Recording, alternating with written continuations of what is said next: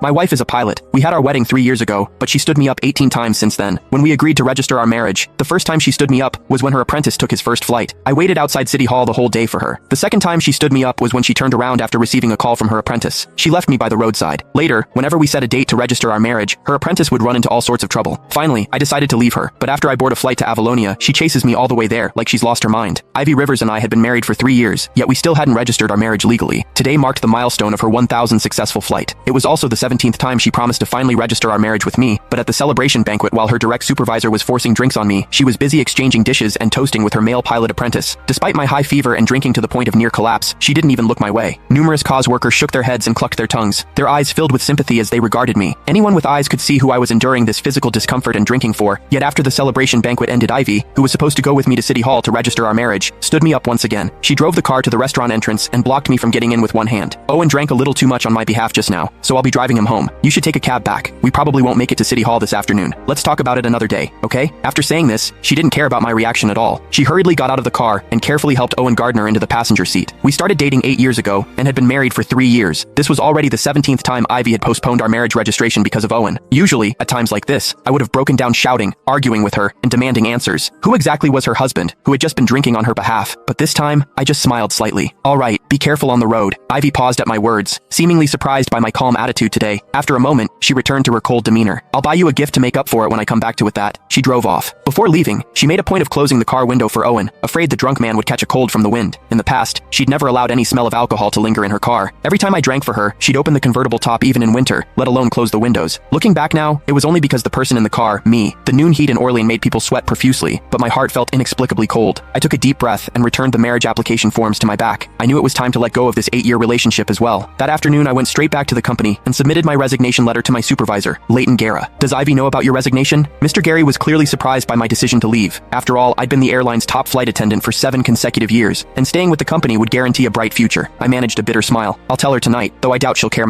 These past few years you two flew new routes to get together, and won company awards together. The CEO even attended your wedding personally 3 years ago. Everyone was so envious, but I suppose Mr. Guerra trailed off with a long sigh, his voice full of regret. Yes, those were indeed beautiful memories, but memories were just memories. We could never go back. After submitting my resignation, I returned home around 10 p.m. The house was eerily quiet and empty. On my phone, a social media post from Owen popped up because he'd specifically tagged me. The caption read, "Special, thanks to my beautiful mentor for staying by my side all afternoon as a thank you. I'm taking her to Marcus Vay's concert tomorrow. Looking forward to it." I knew then that Ivy, who'd said she'd come home at noon, wouldn't be returning. This had happened too many times in our 3 years of marriage. After making myself a simple bowl of instant noodles, I opened my email looking at the job offers from over 10 airlines across different countries. My cursor landed on the one from Meridian Airways in